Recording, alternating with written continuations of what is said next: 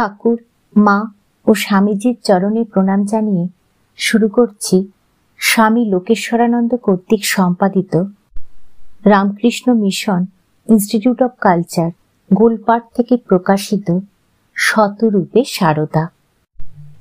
আজ পাঠ করব সংঘ জননী। লিখেছেন স্বামী লোকেশ্বরানন্দ মহারাজ, অধ্যক্ষ, Ramakrishna mission institute of culture, Kolkata. আজ পাঠ করব সংঘ জননীর পঞ্চম পর্ব। পর্ব 5। জননী স্নেহ দিয়েছেন বলেই শ্রী শ্রী মা সংঘ জননী নন, সংঘকে সুনির্দিষ্ট পথে চালিয়েছেন বলে তিনি সংঘ জননী। মা যেমন অবুধ শিশুর হাত ধরে চালান, নিজের জীবন দেখিয়ে তিনি সংঘকে চালিয়েছেন। প্রতিকূল পরিবেশে কি করে লক্ষ্যে স্থির থেকে চলা যায় তাই দেখিয়ে তার ত্যাগ, বৈরাগ্য, ঈশ্বর নির্ভরতা, সত্যনিষ্ঠা, নিষ্পৃহতা, আপামর জনসাধারণের প্রতি সন্তান বাৎসল্য দেখিয়ে গৃহী ভক্তকে গার্হস্থ জীবনের আদর্শ দেখিয়েছেন, ত্যাগী ভক্তকে সন্ন্যাসের আদর্শ, সংঘের আধ্যাত্মিক শক্তির উৎস, তাই সংঘ জননী। রামকৃষ্ণদেবের শিষ্যেরা প্রত্যেকেই অবতার কল্প পুরুষ, প্রত্যেকেই অসাধারণ ব্যক্তিত্ব সম্পন্ন, প্রত্যেকেই তেজস্বী ও যুক্তিবাদী, স্বাধীন চেতা ও আত্মনির্ভর, শাস্ত্রজ্ঞ ও অনুভূতি সম্পন্ন। কিন্তু শ্রী শ্রী মার কাছে তারা প্রত্যেকেই যেন শিশু। তিনি গুরু পত্নী বলে, শুধু গুরু পত্নী হলে মায়ের সামনে এই আত্মবিলুপ্তি তাদের পক্ষে কখনো সম্ভব হতো না। মায়ের সঙ্গে তাদের ব্যবহার থেকেই আমরা বুঝতে পারি কি চোখে তারা মাকে দেখতেন। ভক্তি, ভালোবাসা, বিস্ময়, সম্ভ্রম মিলিয়ে অদ্ভুত এক অপ্রাকৃত সম্পর্ক মায়ের সঙ্গে তাদের গড়ে উঠেছিল। নিবেদিতা লিখছেন, তার সম্বন্ধে সন্ন্যাসীদের বিরচিত সম্ভ্রম দেখবার মতো। তাকে সব সময় তারা মা বলে ডাকেন। তার বিষয়ে উল্লেখের সময় বলা হয় মাতা ঠাকুরানী। প্রতি ব্যাপারে তাকে স্মরণ করা হয়। সব সময় তার দেখাশোনার জন্য দু একজন নিযুক্ত থাকেন। তার ইচ্ছাকেই চূড়ান্ত আদেশ বলে মনে করা হয়। এ এক দর্শনীয় অপরূপ সম্পর্ক। এ সম্পর্ক শুধু শ্রীরামকৃষ্ণের সঙ্গে তাদের যে সম্পর্ক তার সঙ্গে তুলনীয়। শ্রীরামকৃষ্ণ ভবিষ্যৎ রামকৃষ্ণ সংঘে বীজ বপন করে দিয়েছিলেন। তা করেছিলেন মুষ্টিমেয় কয়েকজনের জীবন করে দিয়ে। এদের প্রত্যেকেই ছিলেন শক্তিধর পুরুষ।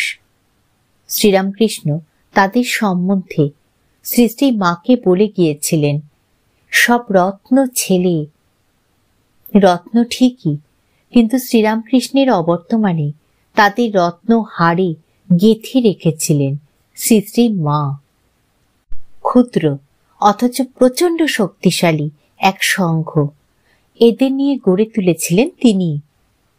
শ্রী শ্রী ঠাকুর তাদের একত্রিত করেছিলেন, কিন্তু তাদের ধরে রেখেছিলেন শ্রী শ্রী মা। শ্রী শ্রী ঠাকুরের ভাব মুষ্টিমের মধ্যে সীমাবদ্ধ থাকবে না, তা ছড়িয়ে পড়বে এবং বহু যুগ ধরে মানুষকে শান্তি ও আনন্দ দেবে। গোড়া থেকেই এই ছিল তার আকৃতি। শ্রী শ্রী ঠাকুরের আগমন শুধু কয়েকজনের জন্য নয়, বহুর জন্য, দেশ বিদেশের বিভিন্ন সম্প্রদায়ের মানুষের জন্য। এ ইঙ্গিত শ্রীরামকৃষ্ণ নিজেই দিয়ে গিয়েছিলেন। এই জন্য দরকার মঠ, দরকার সংঘ। বেলুড়ে জমি হলো, মঠ স্থাপিত হলো, কিন্তু তাতেই মা সন্তুষ্ট নন। শ্রীরামকৃষ্ণের আদর্শের স্বাভাবিক আকর্ষণে দিকে দিকে ছোট বড় মঠ আশ্রম গড়ে উঠতে লাগল।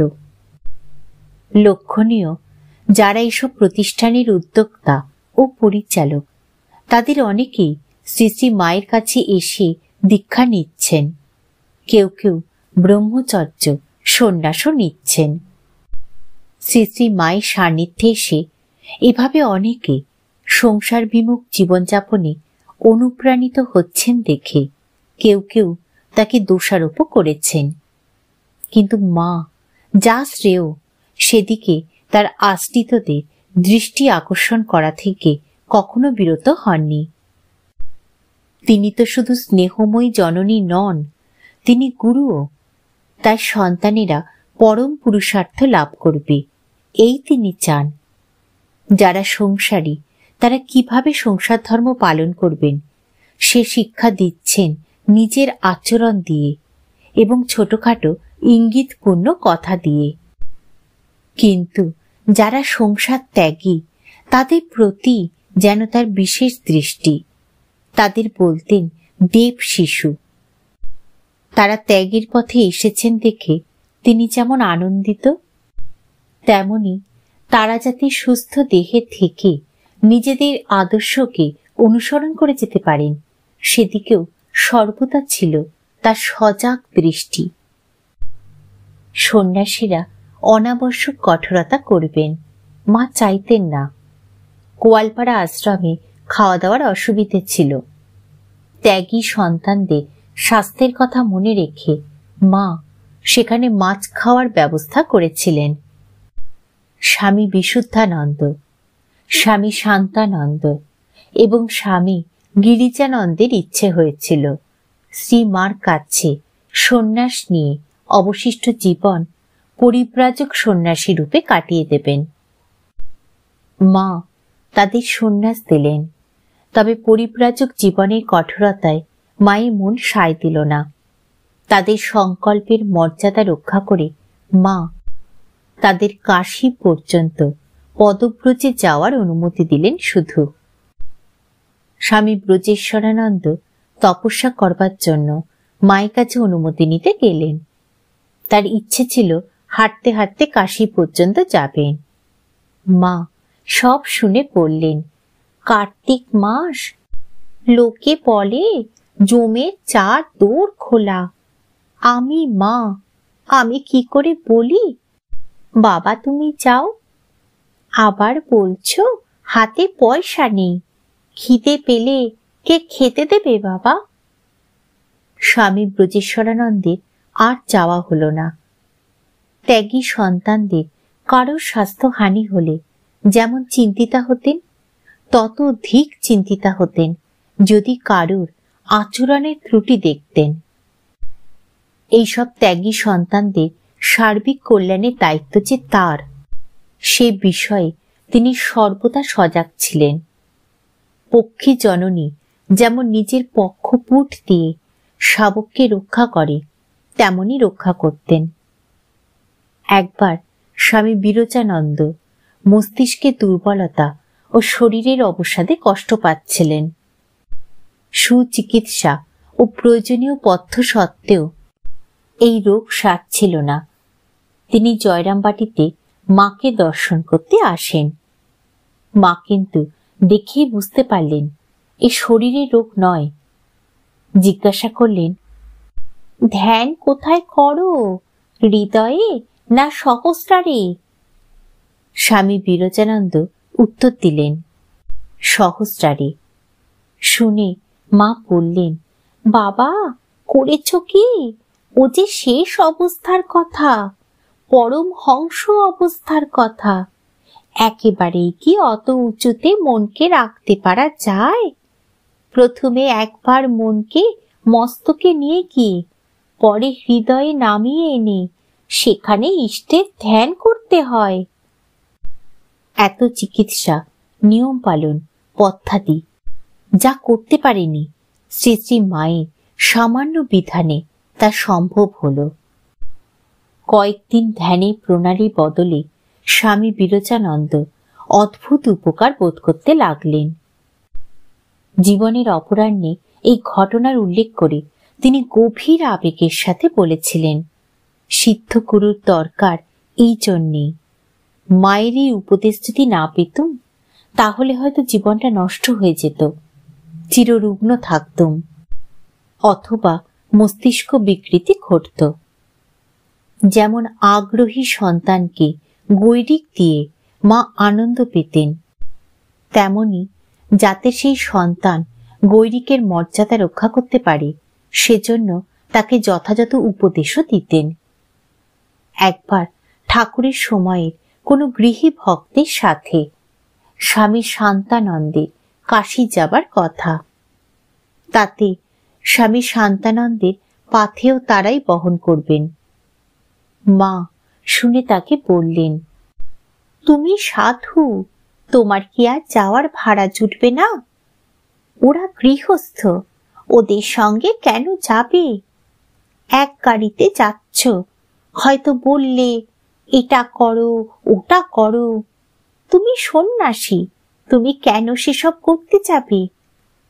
সাধুর কারুর প্রতি শ্রদ্ধা ভক্তি থাকতে পারে, কিন্তু সেই শ্রদ্ধা ভক্তি হবে আদর্শ ভিত্তিক।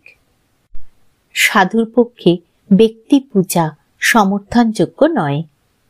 মা তাই বলতেন, সাধু সব মায়া কাটাবে, সোনার শিকল বন্ধন, লোহার শিকল বন্ধন, সাধুর মায়ায় জড়াতে নেই। যে ভুল করেছে মাতৃসুলভ স্নেহ দিয়ে তার ভুল দেখিয়ে দিয়েছেন, ভুল সংশোধন করে নিতে উৎসাহ দিয়েছেন। কিন্তু ভুল ভুল নয় এ কথা কখনো বলেননি। দুর্বলকে ক্ষমা করেছেন, আশ্রয় দিয়েছেন, সে দুর্বলতা জয় করুক চেয়েছেন এবং তার পথও বলে দিয়েছেন, কিন্তু স্নেহান্ধ হয়ে দুর্বলতাকে প্রশ্রয় দেননি। সন্ন্যাসীর আদর্শ মানুষের সর্বোচ্চ আদর্শ। সেই আদর্শের অবমাননাকে কখনো ক্ষমা করেননি। এই প্রসঙ্গে একজন প্রত্যক্ষদর্শী লিখছেন, তিনি স্নেহময়ী ছিলেন, কিন্তু স্নেহ দুর্বলা ছিলেন না। শ্রীরামকৃষ্ণ সংঘের উপর তার একটা অদৃশ্য প্রভাব অলক্ষ্যে ক্রিয়াশীল ছিল। সংঘের বিস্তারের সঙ্গে সঙ্গে আদর্শ অবনত না হয় সেদিকে সতর্ক দৃষ্টি রাখতেন। একবার তার এক ত্যাগী সন্তান সন্ন্যাসের পবিত্র ব্রত ভঙ্গ করে অনুতপ্ত হন। মা তাকে বলেছিলেন, তোমার সব অপরাধ আমি ক্ষমা করেছি, তুমি আমার সন্তানই থাকবে, কিন্তু ব্রত ভঙ্গকারীর কোনো প্রায়শ্চিত্তেই সন্ন্যাসী সঙ্গে স্থান হতে পারে না। মাতৃহৃদয়ও ক্ষেত্র বিশেষে কত কঠিন হতে পারে এই ঘটনা তার উজ্জ্বল দৃষ্টান্ত। নিবেদিতাও লিখেছেন, যখন কঠোরতার প্রয়োজন হতো তখন মা কোনো রকম যুক্তিহীন ভাবালুতায় বিভ্রান্ত হতেন না। কোনো ব্রহ্মচারীকে হয়তো আগামী কয়েক বছরের জন্য ভিক্ষা করার শাস্তি দিয়েছেন, তাকে সেই মুহূর্তেই সেই স্থান ত্যাগ করে চলে যেতে হবে, কারণ এ তার আদেশ। সন্ন্যাসের ব্রত যে লঙ্ঘন করেছে সে কখনোই তার সাক্ষাতে আসতে অনুমতি পাবে না। কেউ যদি উৎসাহের আধিক্যে কৃচ্ছ সাধনের দিকে বেশি ঝুঁকে পড়তেন, তাহলে তাকে বুঝিয়ে সুজিয়ে ক্ষান্ত করতে চেষ্টা করতেন। তপস্যা ভালো, কিন্তু যে তপস্যা শুধু অর্থহীন, আত্মনিগ্রহ, তাকে মা কখনো সমর্থন করেননি। শ্রী শ্রী মা বিশেষভাবে বিচলিত হতেন যখন দেখতেন তার কোনো সাধু সন্তান ভিক্ষা করে খেয়ে ইতস্তত ঘুরে বেড়াচ্ছেন। তিনি চাইতেন সাধুরা সব একসঙ্গে থাকুন আর সাধন ভজন ও আর্ত নারায়ণের সেবা করে জীবন কাটান। ঠাকুর, মা ও স্বামীজির চরণে প্রণাম জানিয়ে শেষ করছি আজকের পাঠ। স্বামী লোকেশ্বরানন্দ মহারাজ কর্তৃক রচিত। সংঘ জননীর পঞ্চম পর্ব।